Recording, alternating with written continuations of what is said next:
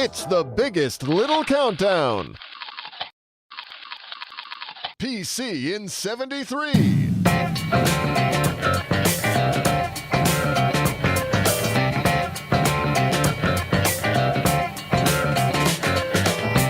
That Final Four team in 73, you had a lot of factors. You had the opening of the Civic Center that year. It was the first time that Providence College basketball kind of went big time in the sense that a lot of people could go. When the late 1950s turned into the early 1960s, some people started thinking seriously about a civic center for downtown Providence. The Civic Center at the time was the first place, at least in this part of the country, into big-time college basketball. The Civic Center was a very symbolic moment. It was like, okay, we're going to put something that's new and big time in the middle of this wasteland, like in many ways.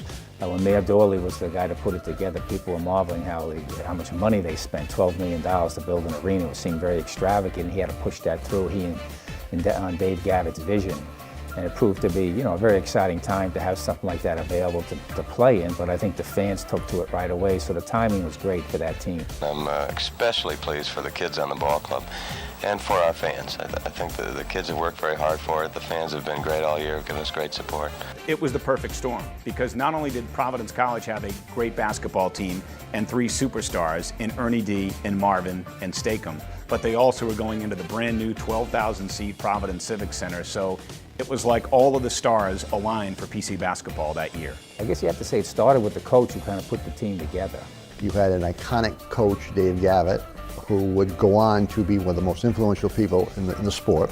He was very imaginative. He knew he had a new civic center to put 11,000 people in, so he experimented with a style that he hadn't played that much before, which is a running game. Good shot and follow up now. Let's get our running game going as much as we can. They had Dave Gavitt there as their guide. And you had two local stars, and Ernie DiGregorio and Marvin Barnes. Neither one you could make up. They're both amazing characters. Led by high-scoring guard Ernie DiGregorio, Providence entered its semifinal game against Memphis State, standing 27-2 on the season. The Friars had their own stellar big man in 6'8" center Marvin Barnes. They were guys from different sides of the track. You had the white Italian kid from North Providence, the black kid from South Providence, and Marvin Barnes at an amazingly contentious time in the country, with race relations and all that kind of stuff, and they got along. It was an interesting backdrop because there was a lot of tensions, especially racially. Things hadn't been totally resolved yet.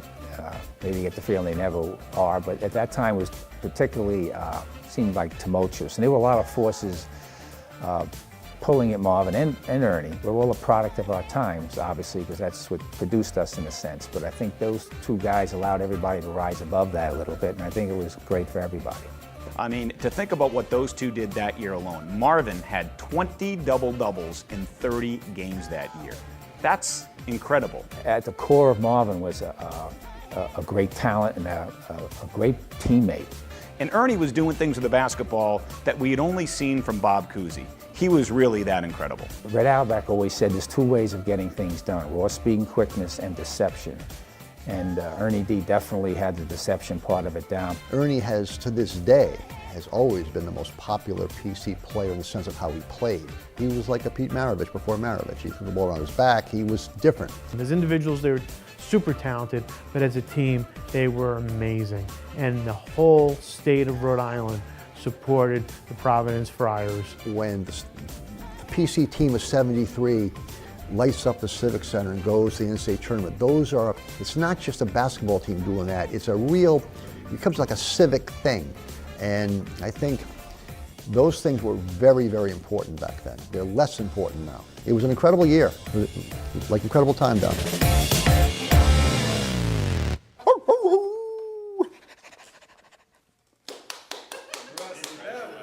Hold your applause.